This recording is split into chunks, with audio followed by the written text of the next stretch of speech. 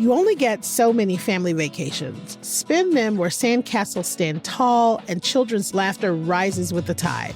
Port Aransas is a place where family traditions unfold naturally among island views and the unhurried moments between adventures.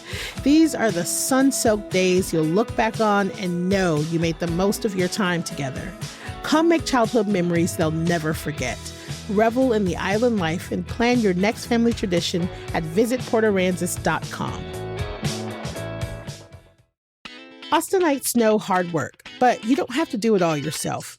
TaskRabbit has been helping folks in the live music capital for over a decade with everything from furniture assembly to minor home repairs. Don't let that to-do list ruin your weekend. Use the TaskRabbit app to describe what you need and find a skilled tasker in your neighborhood who can take it off your plate.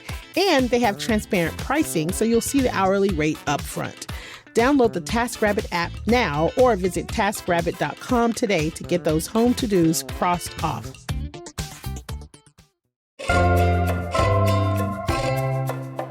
Today on CityCast Austin, it's the Friday News Roundup. The week is finally over, and we are here to talk about the big news that have been going on in the city, like the homeless encampment sweeps, a win for Austin firefighters, and an update on the little owl that all of y'all seem to be obsessed with. Plus, we're going to get into our weekend picks.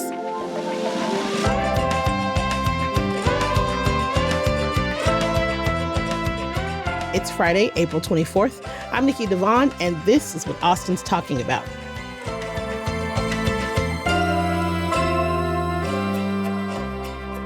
Hello! I am here with our fantastic newsletter editor, Kelsey Bradshaw. What's up, Kelsey? Hello, hello. And our amazing executive producer, Eva Ruth Morvek. What's up, Eva Ruth? What's up, Nikki? Happy Friday. Happy Friday. Y'all, it has been a gloomy, rainy, cold week. And there has been a lot happening. So we're just going to bring you up to speed on a few things. First off, the city of Austin is tweaking how it responds to calls about homeless encampments and could ramp up cleanup efforts to daily, Monday through Friday, starting next month, if a proposed plan is approved by council. That recent announcement, coupled with a video of a woman who claims she was forced out of her encampment and her tent was crushed, have made people question the way the city is conducting these cleanups. Now, Eva Ruth, you have more info on this, right? I got an inside scoop. I talked to the city about this just to kind of find out some more context, but this plan is going to be presented to City Council in a work session on May 5th. So it just came out, kind of the details of it. And I think this is kind of surprising people. They've been used to like a slower approach to clearing out encampments. And I think that this proposed plan is going to allow the city to sort of be a little faster with their responses. So the way that things work is that basically Austin 311 gets calls about homeless encampments all the time. They say they get an average of 775 calls every month. When a call comes in, a 311 call, depending on where the encampment is, workers will be able to go out on different days of the city, kind of rotating throughout town. First, they have like a scouting team that goes out and checks on what's there, what kind of resources they're going to need to clean the site. They will tell people there if they find people like, look, we're going to be cleaning up this site at some point. And then an outreach team goes to communicate with people there as well, make sure that they know that there's a schedule for cleanup. Then 72 hours before a cleanup, there are actual like paper notices posted on people's tents and around the area saying like, we're going to come clean this area out. The exception is if there's like a really immediate public safety need, then they won't do the 72 hours wait. Like if somebody's like camping in the middle of a road or in a creek bed and a flood is coming or something like that, then they'll act a little bit faster. But then after those 72 hours, Austin Resource Recovery does come in with garbage trucks. If you've ever seen a garbage truck on the street, they pick up the trash and they put it in the truck and then it gets smushed. And so that's essentially what they do at these sites. People at the sites they're supposed to be given a 20-minute warning at least, and then they are allowed to take things that are movable, like an air mattress or a tent or something they can pick up, but not like a refrigerator or a mattress that they wouldn't be able to like kind of carry around on their own. And the city is making an effort also to help people find housing either in a shelter with relatives or friends initially. They also give out hotel vouchers. And then the big goal is to get people into permanent supportive housing faster. And this all takes time, and it depends on who is willing to go. And then the new plan will allow the city to have staff that goes and checks these sites daily to make sure that people don't return to encampments. But meanwhile, there is a homelessness advocacy group called Vocal TX that they are, worried about the speed that the city is doing these. They say that it seems like the city is moving back towards basically criminalizing homelessness. They had a press conference where they went into details about one of the sites that was recently cleared at the Terrazas Branch Library on March 31st. And they called that inhumane, and basically the Austin Resource Recovery staff trashed tents and people's belongings without warning. And they were all standing in line waiting for lunch at the Angel House Soup Kitchen across the street while this cleanup was happening. Bruh. This has been reported, by a lot of news outlets, but also by the Austin Chronicle. And then the last thing that happened this week is Vocal TX posted this video of a woman. I don't know if it's going viral. It's certainly making the rounds, I would say. And it's an interview with this woman who says that she wasn't really given much notice before city workers cleared her encampment and destroyed all of her stuff in one of these crushing trash compactor machines.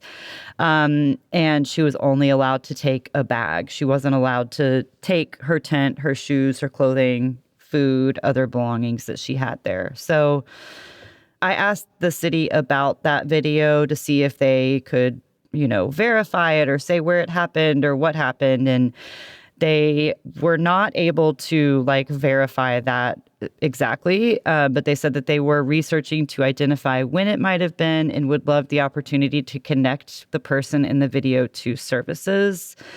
Just kind of also rehashed what their official process is. But, you never know who's having a bad day on one of these teams and what they're going through and how that might come out. I mean, the police department is also involved.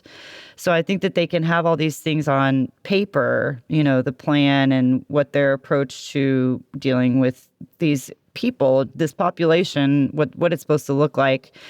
The statement says that we work very hard to be responsive to concerns while maintaining our commitment to connecting people experiencing homelessness to the healthcare and housing services that they need. So it's a complicated issue. I don't know.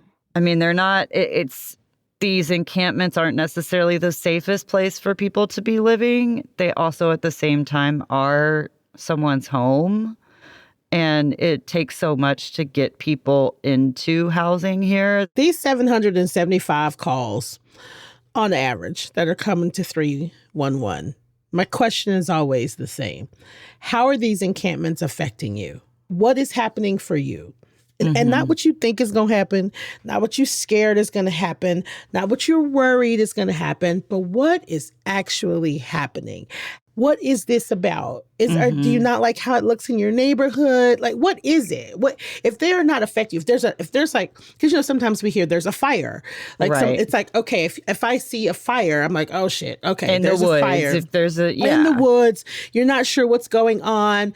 Yes. Well, or if somebody's in a creek and we're about to have heavy rain and exactly that makes sense. Or to me. if there's, I could see also certain parks that are heavily trafficked, or if you're by a school but I think that it gets into the fear quickly of what is the action, and we do have this kind of irrational fear sometimes of homeless people. I will say that. Sometimes I think they can be dangerous because there are mental health issues also involved. And I also think that that we're just making a lot of assumptions about people. Yes, there are definitely people that are unhoused that look like they are clearly having a mental health emergency. I see it every day. I live on 7th Street.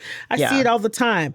Literally 2 days ago, this woman was walking in the middle of the street and we had to pull over. And I was like, baby, you got to get out the street. You're like, I'm not calling the cops. I'm not, but I like pulled over and was like, you got to get out of the street. You're like, someone is going to run you over, right? Clearly having some sort of mental health break. She was talking to herself. She was yelling at the cars, like a whole thing, right? So like, yes. Well, and who knows if that woman was unhoused? Exactly. Right. That's what I'm talking. That's exactly where I'm going with that. Yes, and I don't know that woman's. I'm assuming based on what she looked like. Sure. I made a huge assumption about this woman based on what she looked like. The thing that was most important to me is that she was in the middle of the street yelling at cars. Right. And so instead of calling the cops, I just got out and was like, hey, come towards me. Yeah. Let's just get out of the street. And then I got in my car and I left. 775 calls a month just seems outlandish to me. That just seems like people are seeing unhoused people and they don't want to have to look at it. And I have a hard time with that. I would love to get a therapist or somebody on this podcast to tell us why people, see a homeless person, see an unhoused person and have that reaction of like, ugh, I don't want to look at that. Like, I would love to know where that comes from. Also, the woman that was in the video that has been going around said something that I thought was really interesting. She said, they're telling me I can go to shelters, but I've been in those shelters and I've been assaulted. I've had to deal with all kinds of things. Those places are not safe for me. And then she said, that was my home. That's where I was living for now. I want resources. I want help. But for now, that's where it was safe for me. And I cannot stop thinking about that. Where is she supposed to go? Yeah. Well, and this also feels like, they're talking about we're going to help people find housing. We're going to get them hotel vouchers. We're going to put them in a shelter. We're going to set them up with relatives or friends and then eventually get them into permanent housing. And all of that sounds really good. It doesn't sound like definitive to me to be like, we're going to crush everything. We're going to clean everything up. And then maybe we'll find a place for you. Yeah. Like, I need them to be like, and we're going here and it's going to be an all women place for women or like whatever. That's what I'm talking about. And I think these things just take a lot of time. But I think there's this thing in Austin, and I'm sure there are plenty of people in Austin who feel this way, that like, they don't want our city to just be, they don't want to drive around and look at homeless people or whatever. And it feels like the city is responding to that. Well, it also feels like a failure. I mean, like when you see a lot of homelessness in whatever city, it makes me think like, what is this city failing sucks. at? Yeah. That they can't get their shit together. If you're in, I'm talking about like point. Seattle or like San Francisco, like not a foreign city to me where I don't know anything about their government. It's like, why are people being like allowed to live in this way? Like, right. And because that seems wrong. But I think there's so much, like you guys have both said, like about our fear, our biases, our personal, feelings. And I think like Nikki getting involved with somebody who's experiencing a mental health episode is really not something that a lot of people are willing to even do, So the fact that you got out of your car and put yourself in that situation, so many other people are just like, that's scary to me. Fair. I don't know where this is going to go. And so I feel like this calling 311 or 911 even is the best thing I can do, even though we know that response is not necessarily the best one either, Fair. I mean, and listen, I'll say this. I think that as a city, to Kelsey's point, it sounds like we want to help, but I think maybe figure out where you're going to send people before you trash all their shit. Yeah, I think the trashing of the stuff was really a problem. Trashing of the stuff is crazy. Every time they do this, there are stories. Every time they do this. Like, we're talking about, you don't know what's in that stuff. We're talking about, it could be loved ones' remains. It could be all of their official government paperwork. There could be so many things in there. Pictures. We have to stop thinking about unhoused people as if they don't have the same shit that we have that they want to hold on to. You know what I mean? Like, that's the part. So, like, go in and say, okay, guys, we want to put you here. We have a place for you here. We have a place for you we'd love for you to go to these places. Let's get you into these, like maybe do that first.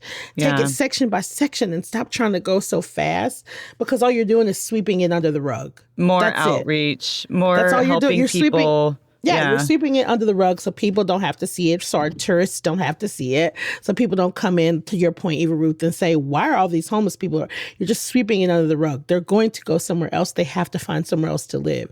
So maybe come up with a solution. Yeah.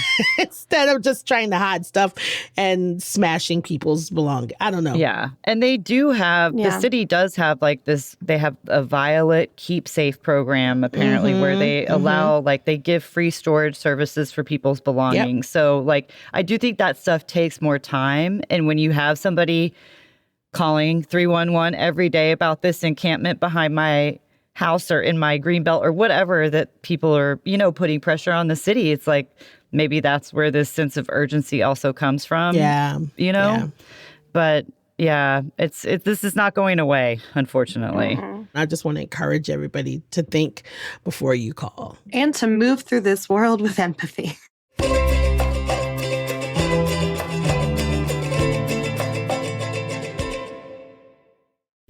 Hey y'all, it's Nikki. You've probably noticed that there is a lot of construction and building happening in our city, but there's more to it than what you're seeing while you're sitting in traffic. Development isn't just cranes and construction. It's your plumbing working, your lights turning on, and the roof over your head holding strong. Every building we set foot in every day was shaped by the development process. And Austin Development Services hosts a free monthly series called the Info Series, which teaches Austinites the ins and outs of the development process. Every month is a different topic. And this May, the topic is building codes. You'll learn what happens behind the scenes during permitting and inspections, and why these rules matter long after construction is completed. It happens on Thursday, May 21st at 11 a.m., and it is free and online. Register and access past sessions at publicinput.com/infoseries.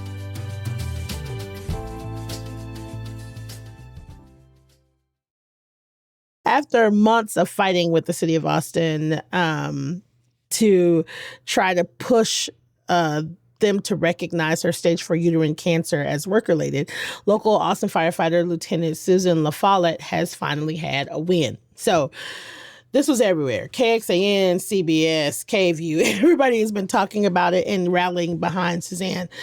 So Suzanne is an Austin firefighter that was diagnosed with stage 4 terminal endometrial cancer in May of 2025. And she believes it was caused by exposure to the carcinogens that they are exposed to every day as firefighters. She's been a firefighter for 19 years.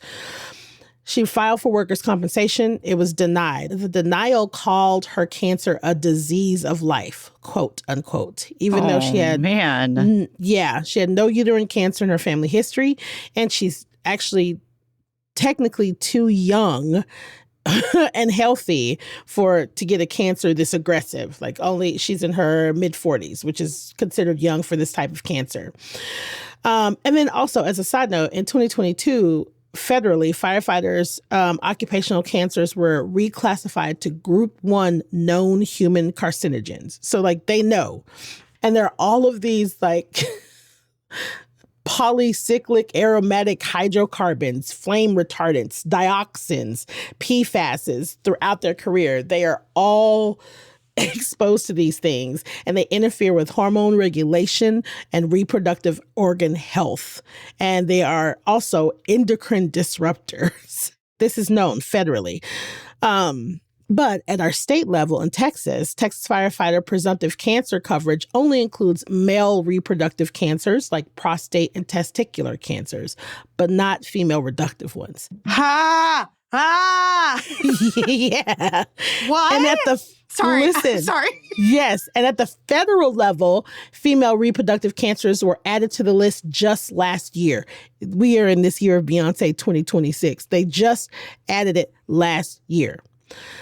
So she filed for Texas workers' compensation, got denied because they were like, nah, that's just life. No, you have a uterus. That's female reproductive organs. Yeah. So she has been, since May of 2025, just having to use her sick leave and her vacation leave to get her treatment, her cancer treatment. So she appealed to the Texas Workers' Compensation and she won this week. A state judge ruled that her stage 4 cancer is indeed linked to her 19 years of service. And this is this is important because this could change Texas law. So this will allow her to take time off while she's undergoing treatment and also allow her family line of duty death benefits when she passes away because this is a terminal diagnosis. The city has been here before. So Austin Fire Division Chief Carrie Stewart, who we had on the pod, went through the exact same thing in 2018. And she had to fight the Texas Workers' Compensation to cover her breast cancer. And she won. And then the city of Austin sued her to try to go against the workers' compensation ruling.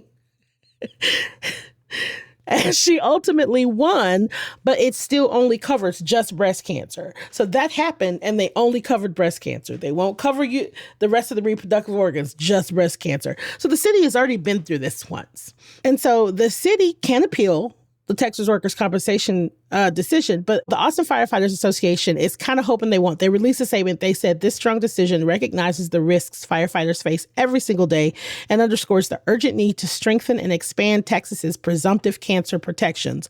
All firefighters, including women with reproductive cancers or folks with reproductive cancers, must be clearly covered when they develop cancer specifically linked to their service as professional firefighters. We're hopeful the city will not appeal and will work with the Austin firefighters towards a future where no firefighter has to fight cancer and workers' comp at the same time.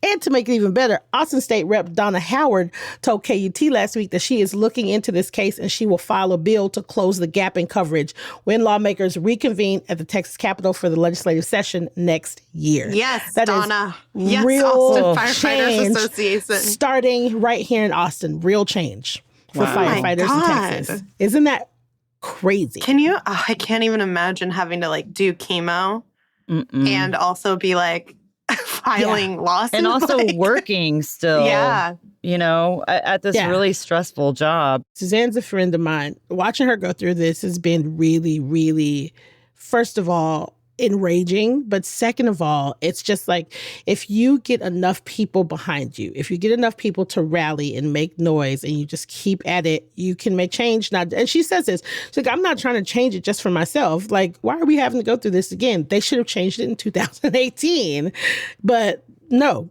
Only one girly part at a time. Only one girly part at a time. She's so I'm trying to change it for every firefighter that comes after me. Everything should be covered. No, this seems there should be no both sides of this story. There's so many news stories where it's well, you have to see it from both angles. And it's no, not with this one.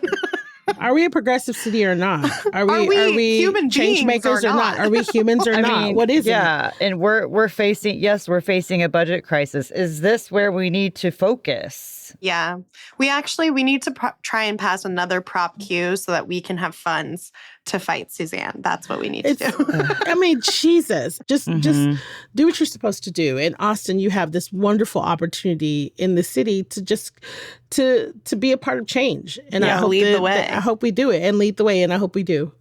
So shout out to Suzanne. Yes. This is a Suzanne. good win. And good luck to State Rep Donna Howard. She is not a medical doctor, but she is a former critical care nurse with a bachelor's degree in nursing and a master's in health education.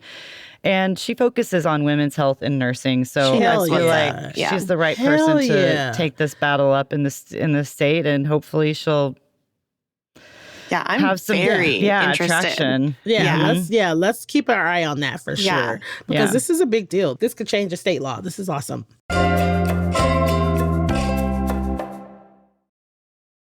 So speaking of awesome.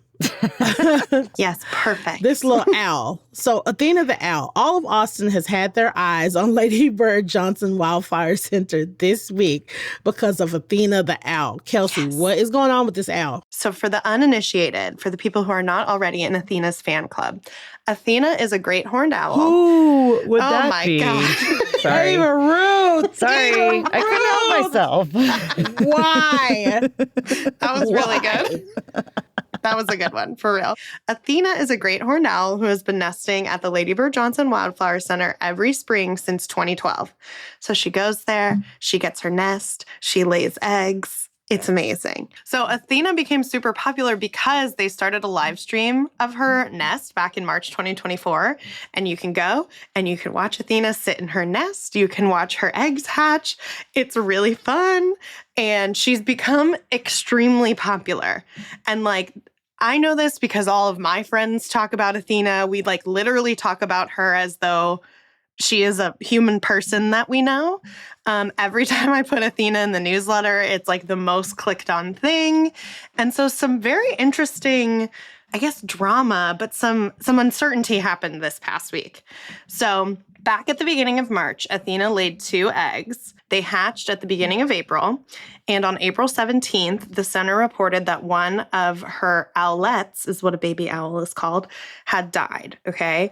And then the next day, they reported that the second owlet had also died, okay? And because of this, they turned the live camera off. They turned the live stream off. It's so dramatic. They turned the live camera off. Athena abandoned the nest. I was like at a wedding when this was happening, and literally all of us were like, did you hear what happened? Like, did you hear that they turned this off? Never mind this wedding. Never mind this wedding. Y'all marriage is cute or whatever. Yeah. So both of the owlets are thought to be dead. They turn the camera off. Athena abandons the nest. She's seen in trees and around the Wildflower Center. So then on April 19th, which was Sunday, they found an owlet alive. One that was thought to be dead was alive. Okay, they were doing a site check and they saw that the owl was alive and they took it. It was taken into the care of Austin Wildlife Rescue. It was put into an incubator to regain strength. Once it's less fragile, it's going to be moved to an outdoor enclosure with a foster great horned owl named Edison. Oh my God. Along with other who young was described owls. as like not being super friendly. Yeah. I heard her, they were like, Edison isn't like really friendly. So, you know, which they want because they want these birds to like live fly the coop, you know? No, but so I have a quote from the Austin Wildlife Rescue. They say, "Our tiny owlet has been eating like a champ and enjoying the warmth of an incubator. Dr. Matthews, our veterinarian, did a full evaluation of the baby and concluded, besides a few mites that can be easily treated, the owlet is healthy and was a perfect patient." And so this was just like a really big, like this was a lot of whiplash for a lot of Austin. It's a roller coaster. Like all on the weekend, we were like, "Oh my God, the babies are dead. Athena's gone. The camera's off." And then suddenly a baby is alive, and we're like, "Oh my God!" Like I was preparing to like have to write something sad in the newsletter to be like, "Hey guys." But instead, it was like Owlet thought dead lives, and it was so exciting. So yeah, have you guys been following this or just me? Wow. Wow. This is such an Austin thing to me. I think it's so cute that we're like watching a live stream of an owl. Like, what are we doing? That's adorable. And then the fact that everyone was like so invested in this owlet's journey to rehabilitation and all this stuff is so cute and nice. It is cute. Have they given the owlet a name yet? No. I want to know what our listeners think the name should be. Yeah, I really want to know. I'm going to put that in the newsletter. Super fun. That's in the newsletter today. I don't know if y'all knew this, but she's not the only famous owl or famous bird in Austin on reality TV. We also have Tower Girl. It's a peregrine falcon that was nesting on top of the UT tower. And Tower Girl also had a live cam, but it was disabled because the main tower at UT is under renovation. So I don't know where she is, what's happening. But yeah, that's a famous one as well. And now Tower Bird Cam is recommending that you check out Athena the Owl Cam. So there's a little crossover reality bird TV show happening. Wait, and I have a fun fact. Last April, Athena was designated as the official owl ambassador of the city of Austin. Is it even the same owl? How do we know that it's Athena? How dare you? It's Athena. Even rude. I'm just saying. She comes back. She's come back every year for 14 years. What if there's like a rotation of owls that use the God, nest? why would you throw question into this beautiful tale? Well, look, listen, Austin is such an animal-centered city, and I am not going to say that this is white people activity, but what I am going to say is It's not. I have not ever watched a camera. A live cam of an animal ever. But y'all are making me feel like maybe I should do something like that. Yeah. Is it calming? Is it like calming? I think that's the thing. Okay, I it's might just try kind this of out, like y'all. a nice. And it's hopeful. It's life. Well, to be clear, I have watched Athena maybe like once or twice on the live cam. I'm more into the fanfare. Like I'm more into the culture around her that has developed. Okay. That's really fun to me. I really love The lore. joking around and being like, did you hear about Athena? I think it's just like a cute, low stakes thing. Yeah, me too. Yeah. I wasn't really watching the Falcon Girl. No. Or there's like You're like, I wasn't really watching. That I wasn't wasn't me. watching. That wasn't me. That was someone else. I just heard, or I someone wasn't told me. writing emails to my mom every day being like, "What did you see, Tower Girl? Move Oh, that's good. slightly to the my left." God. Oh my God. Okay, well, I'm going to have to spend the rest of today trying to find some sort of live feed animal that can keep my You attention. really need to. Yeah. Just so I can experience this phenomena. People love the owl, okay? Let's go, Owlet. Shout Make us out to proud. Athena, even though she left her baby that wasn't dead. Shout out to Athena. And She shout said, out to the new this Owlet. baby is dead. Goodbye. Goodbye. I'll see y'all Goodbye. next year. We'll try again. And shout out to the little Owlet. Like, living, thugging it out. I love this. I hope Austinites get to name her. I think Name it. we Lil should start Thug. that campaign. Should we call it Lil Little Thug? Thug. Yes, perfect. No. Don't let me name it because that's exactly what it'll be called. I think we should name it, hear me out. We should name it Kelsey. Oh. All right.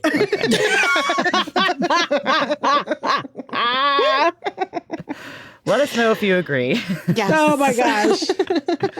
So we know that Kelsey this weekend will be coming up with names for the Owlet, but there'll be all kind of different versions of Kelsey. Kelsada. Yeah. Kelshan. Kelsandra. Yeah. Cassandra. Kelsaw. What else y'all doing this weekend? Eva Ruth, what you getting into? So Saturday night, there's a great show happening, an early show at the Nomad Bar. This is the Nomad Bar with a K, not Nomad Bar with an N. There are two. So at 4 p.m., you will hear from bands like Tenderwolf, Nathan A. Snyder, and The Whiskey Priest. It's a great bar in the Windsor Park neighborhood, and it's an early set, so go check it out. And then after that, you could head on over to the early dance party at 310 Austin, which is happening starting at 7. It's going to be DJ Mel playing 80s, 90s, and early 2000s music, which is great for the early bedtime crew. Hell And Yes. Home Slice Pizza is also going to be there. You can get tickets in advance. They're like $24 online. So it's a little expensive, but it's... Get tickets in advance, though, if y'all gonna go, because it's gonna sell out. It sells out. Yeah. So check that out if you want to boogie. And then on Sunday, there is a local DJ named Manny Dojo who is leaving Austin after 30 years. And he is holding an event called Last Crate at Sahara Lounge. And that's going to be also an earlier event. There'll be DJ sets, Puerto Rican food by Texarican, and covers $10. And Manny's also going to be selling his record and art collection. So get you some cool Austin stuff and send Manny off as he leaves. He's going to Puerto Rico, so that's the theme. So yeah, some ways to connect with other Austinites, musicians, see some local bands this weekend. Hell yeah. That's awesome. Kelsey, what about you? I'm just doing one thing because the rest of the weekend is reserved for, praying for an owl. So Uncle Nicky's in Hyde Park is closing. They announced it this past week, and their final day is Sunday. You have no time to get out there.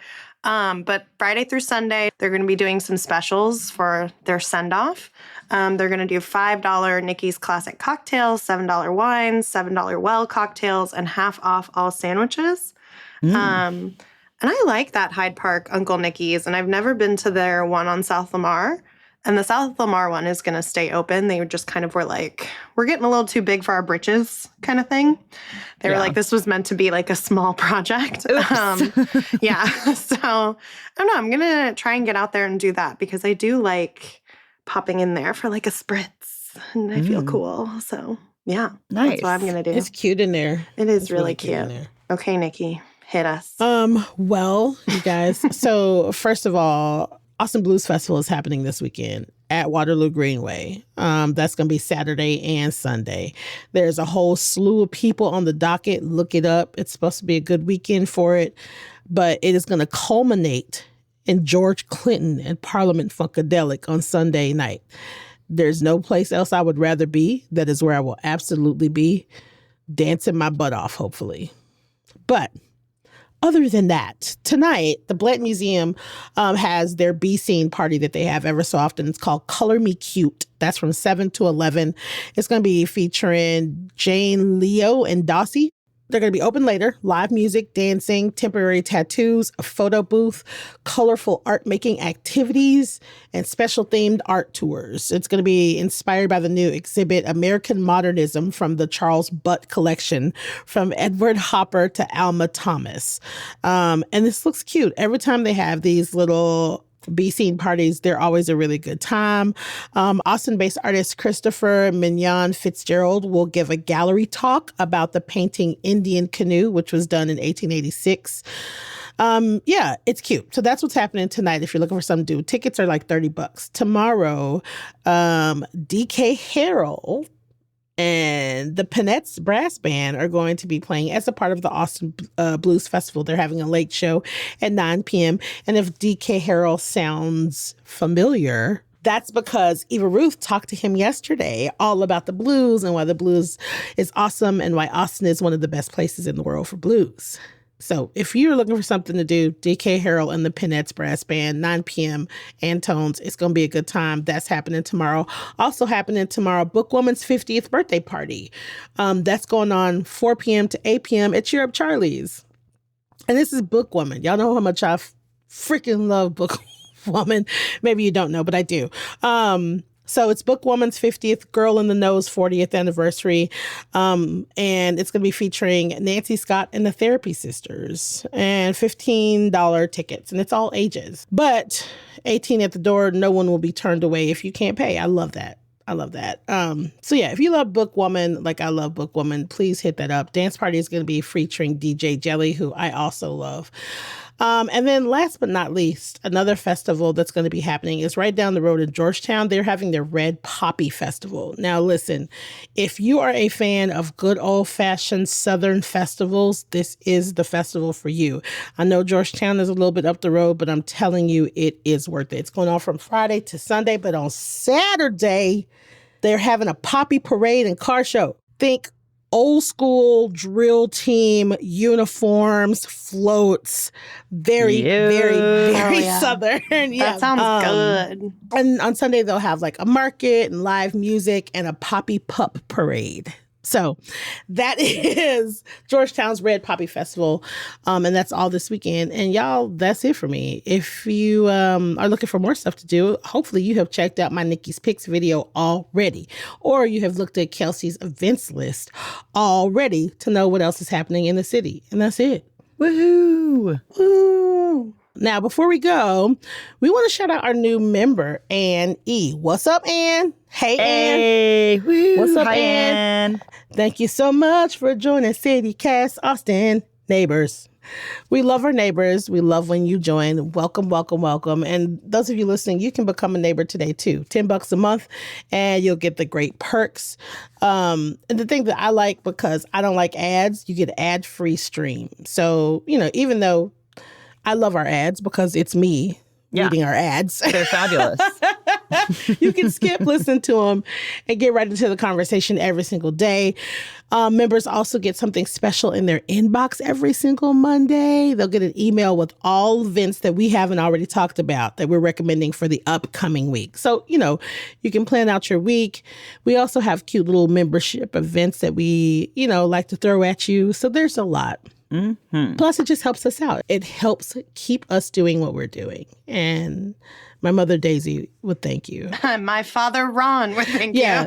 It also truly, I know this is maybe not an incentive, but it does truly make our entire day when we get a notification that someone has joined. We're like, oh my God, Anne joined. Yeah. They're here. I'm literally, they're that's what we talked about this morning. Yes. Yeah. We love so go that. to membership.citycast.fm and become a CityCast Austin neighbor today. And with that, that is a wrap on our Friday News Roundup. Eva, Ruth, Kelsey, thank you so much. Ooh. That's goodbye in Owl. Oh, good. That's good. Bye, y'all. Bye.